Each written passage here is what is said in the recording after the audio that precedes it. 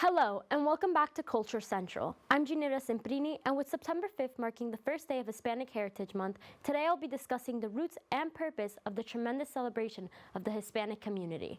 This celebration lasts a month, all the way until October 15th, and was first established by Congressman George E. Brown in June of 1968 as a week-long holiday.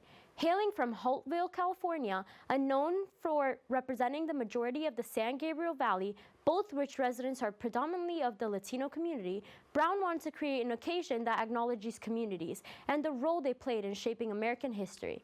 As time progressed, people realized that a week simply wasn't enough time to celebrate the multitude of Hispanic cultures, and in 1987, Representative Esteban E. Torres of California proposed extending it to a month.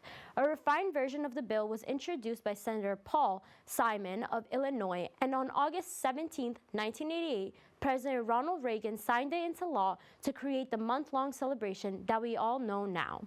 The month begins on September 15 to align itself with the many Latin countries that have their Independence Day, like Costa Rica, Guatemala, Chile, and Mexico around the same time. Costa Rica and Guatemala celebrate their independence on the 15th.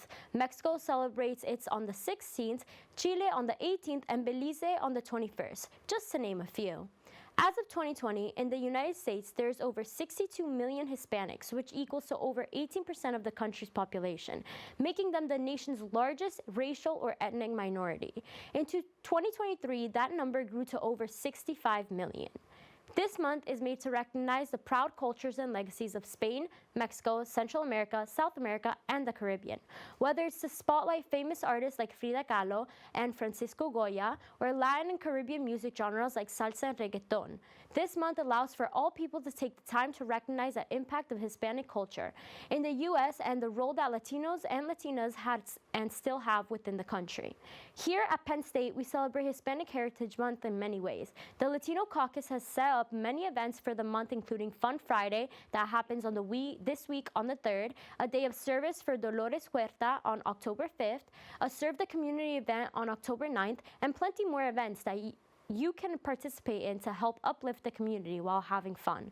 On a national level, there are many cities hosting events to celebrate Hispanic Heritage Month. In Austin, Texas, there is the Juntos Festival, which is a festival with food from local vendors, traditional music, and an autograph session with the Austin FC players.